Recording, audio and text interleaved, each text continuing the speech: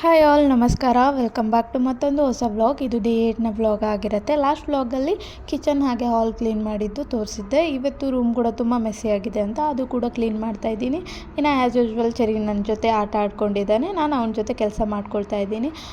In between ನನಗೆ ಮೀಶೋ ಹಾಗೆ ಮಿಂತ್ರ ಕಡೆಯಿಂದ ಕಾಲ್ ಬಂತು, ಒಂದಿಷ್ಟು ಪಾರ್ಸಲ್ಸ್ಗಳಿದೆ ರಿಸೀವ್ ಮಾಡ್ಕೊಳ್ಳಿ ಅಂತ. ಸೊ ಹಾಗೆ ಹೋಗಿ ಐಟಮ್ಸ್ನೆಲ್ಲ ತೊಗೊಂಡು ಬಂದು ಆಲ್ರೆಡಿ 2 to 3 ಡೇಸಿಂದ ನನ್ನ ಹತ್ರ ತುಂಬ ಪಾರ್ಸಲ್ಸ್ ಕಲೆಕ್ಟ್ ಆಗಿದ್ವು.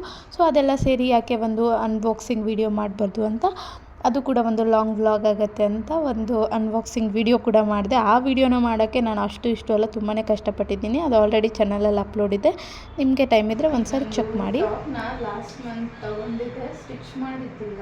ಈ ಥರ ಯಾವುದು ನನ್ನ ಹತ್ರ ಈ ಕಲರ್ ಕಾಂಬಿನೇಷನಲ್ಲಿ ಇದ್ದಿಲ್ಲ ಅಂತ ತೊಗೊಂಡಿದ್ದೆ.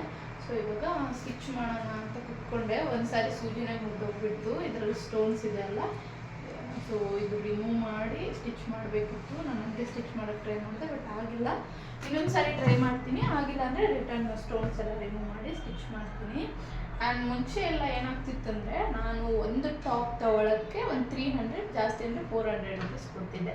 ರಿಟರ್ನ್ ಅದಕ್ಕೆ ಟಕ್ ಹಾಕ್ಸೋಕ್ಕೆ, ಅಂದರೆ ಸ್ಟಿಚ್ ಒಳಗಡೆ ಸ್ವಲ್ಪ ಚಿಕ್ಕದಾಗಿ ಮಾಡೋಕ್ಕೆ ಒಂದು ಟಾಪ್ಗೆ 60 to 70 ರುಪೀಸ್ ಕೊಡ್ತಿದ್ದೆ. ಸೊ ಅದು ಸಿಕ್ಕಾಪಟ್ಟೆ ಕಾಸ್ಟ್ಲಿ ಅನಿಸ್ಬಿಡೋದು ನನಗೆ. ಇನ್ನೊಂದು 70 ರುಪೀಸ್ ಕೊಟ್ಟರೆ ಇನ್ನೊಂದು ಟಾಪ್ ಎಲ್ಲ ಬರುತ್ತೆ ಅಂದ್ಕೊಂಡು. ಸೊ ನಮ್ಮ ಅತ್ತೆಗೆ ನಾನು ಹೇಳಿದೆ, ಈ ಥರ ಯಾವಾಗೂ ನನಗೆ ಹೋಗೋಕ್ಕಾಗಲ್ಲ. ಆ್ಯಂಡ್ ಇವತ್ತು ಕೊಟ್ಟರೆ 3-4 ಡೇಸ್ ಅಲ್ಲೇ ವೆಯ್ಟ್ ಮಾಡಬೇಕು, ಅದಾದಮೇಲೆ ಕೊಡೋದು. ಎಮರ್ಜೆನ್ಸಿಗೆ ಯಾರು ಸ್ಟಿಚ್ ಮಾಡಿಕೊಡೋರು ಇದ್ದಿಲ್ಲ ಚಿಕ್ಕ ಪುಟ್ಟಕ್ಕೆಲ್ಲ. ಆ್ಯಂಡ್ ನಮ್ಮ ಅತ್ತೆದು ಅದೇ ಥರ ಜಾಕೆಟ್ ಆಗಲಿ ಏನೇ ಆಗಲಿ, ಅವ್ರಿಗೂ ಪಾಪ ತುಂಬ ಕಷ್ಟ ಆಗೋದು. ಎಲ್ಲ ಕಡೆ ಹೋಗಬೇಕು, ಅದು ನಮ್ಮೂರಲ್ಲೇ ಪರ್ಟಿಕ್ಯುಲರ್ ಯಾರೂ ಸ್ಟಿಚ್ ಮಾಡಿಕೊಡಲ್ಲ. ಒಬ್ರು ಅಕ್ಕ ಇದ್ದರು, ಅವರು ರೆಂಟ್ ಹೋಮಲ್ಲಿದ್ದರು ಅಂತ ಬಿಟ್ಟು ಹೋದ್ರು ಅಂದ್ಕೊಳ್ತೀನಿ. ಸೊ ಹಿಂಗಾಗಿ ಪದೇ ನಮಗೆ ಪ್ರಾಬ್ಲಮ್ ಆಗೋದ್ರಿಂದ ನಮ್ಮ ಅತ್ತೆ ನನಗೆ ಈ ಮಷಿನ್ ತೊಗೊಂಬಂದು ಕೊಟ್ಟರು. ಇವಾಗ ನಮ್ಮ ಅತ್ತೆ ಬಟ್ಟೆ ಆ್ಯಂಡ್ ನನ್ನ ಬಟ್ಟೆ, ನನ್ನ ಮಕ್ಕಳ ಬಟ್ಟೆ ಏನೇ ಈ ಥರ ಟಕ್ ಹಾಕೋದಿಲ್ಲ ಇದ್ದರೆ ನಾನೇ ಮಾಡ್ಕೊಳ್ತೀನಿ. ಅದಕ್ಕಿಂತ ದೊಡ್ಡದೆಲ್ಲ ನಾನು ಇನ್ನೂ ಕಲ್ತಿಲ್ಲ. ಸೊ ಚೆರಿ ಸ್ವಲ್ಪ ಒಂದು 1.5 ಇಯರ್ ಇಲ್ಲ 2 ಇಯರ್ದವನು ಆದಮೇಲೆ ನಾನು ಸ್ಟಿಚಿಂಗ್ ಕ್ಲಾಸ್ಗೆ ಹೋಗೋಣ ಅಂದ್ಕೊಂಡಿದ್ದೀನಿ. ನೋಡೋಣ, ನನ್ನ ಹಸ್ಬೆಂಡ್ ಕಳಿಸಿದ್ರೆ ಡೆಫಿನೆಟ್ಲಿ ಹೋಗ್ತೀನಿ ಆ್ಯಂಡ್ ಸ್ಟಿಚ್ ಮಾಡೋದನ್ನ ಕಲ್ತ್ಕೊಳ್ತೀನಿ. ಇನ್ನು ತುಂಬ ದಿನದಿಂದ ಮನೇಲಿ ಏನೂ ಸ್ನ್ಯಾಕ್ಸ್ ಐಟಮ್ಸ್ ಮಾಡಿದ್ದಿಲ್ಲ. ಸೊ ಇನ್ಸ್ಟಂಟಾಗಿ ಚಕ್ಲಿ ಹಾಗೆ ಸ್ವೀಟ್ಗೆ ಶಂಕರಪಾಳಿ ಮಾಡೋಣ ಅಂದ್ಕೊಂಡು ಚಕ್ಲಿನ ರೆಡಿ ಮಾಡ್ಕೊಳ್ತಾ ಇದ್ದೀನಿ. ಅದು ಕೂಡ ಒಂದು ಕ್ಲಿಪ್ ತೊಗೊಂಡಿದ್ದೆ, ಅದನ್ನು ಇದರಲ್ಲೇ ಆ್ಯಡ್ ಮಾಡಿದ್ದೀನಿ.